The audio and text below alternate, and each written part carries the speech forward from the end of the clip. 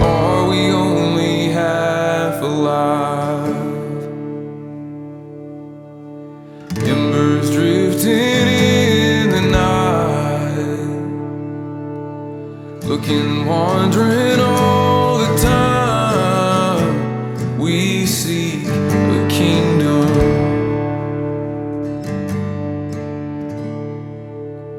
This is not my home. This skin and bone. Vocation, discerning our vocation, that's for everyone. It's for every young person, boy and girl. It's not something, people misunderstand it. They think, vocation will lead them to a trap, a state of living they don't want to be in, right? And they're going to suffer and be miserable for the rest of their lives. But vocation is really diving deep inside and saying, how can I best make a gift of myself to the world, right? And then it's doing that. And that's not going to make you miserable, that's going to make you fulfilled. My biggest fear in life was that God would call me to be a priest, because it was never something I thought I wanted to do. And most people won't even get to the point of opening that dialogue with the Lord to say, what do you want with my life? Why did you create me? So I think the most important thing any man can do is put himself in a situation of vulnerability before the Lord. Like, that's true worship of, you're the one who created me, you love me more than anybody else, you want my happiness more than I wanted, and you actually know what's gonna make me happy. Therefore, what do you want from my life?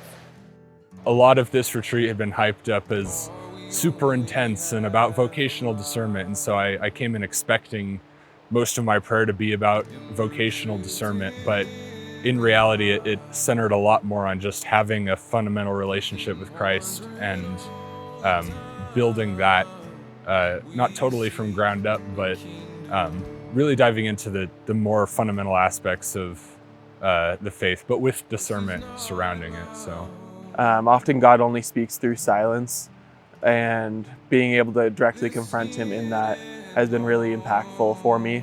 We come out into desolation, so we're empty and away from distractions, so we can come here and have this encounter with God and be in brotherhood.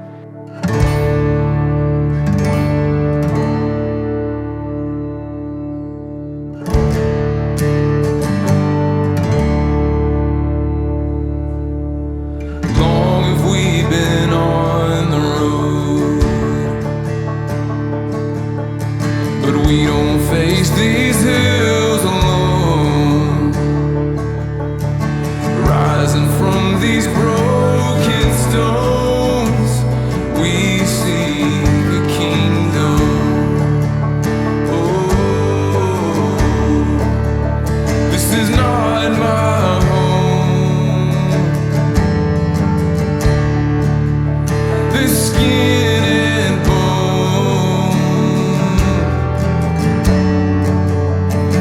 Daylight will reconcile the dead and the gone. Let the kingdom come. This is a lot different than a conference or an indoor retreat, in the sense that almost all comforts and barriers to prayer are totally stripped away, and it's really just you and God out here, and especially in the silence.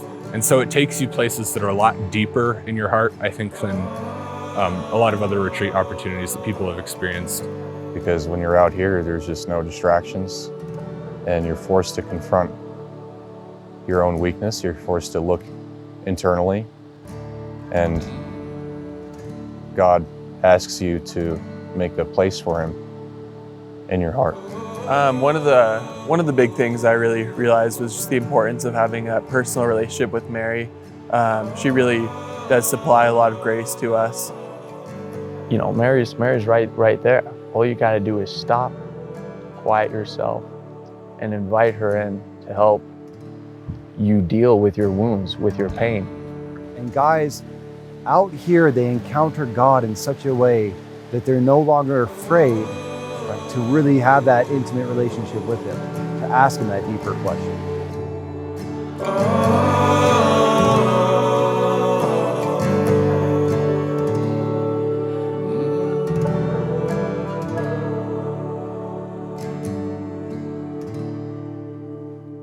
I can see it on your face. Brother, you've been bearing the weight. Sister, you are more than they say. There are whispers of a river flowing in our veins.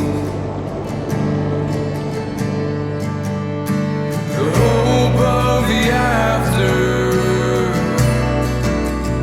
Oh, reckoning day. This is not our home. These aching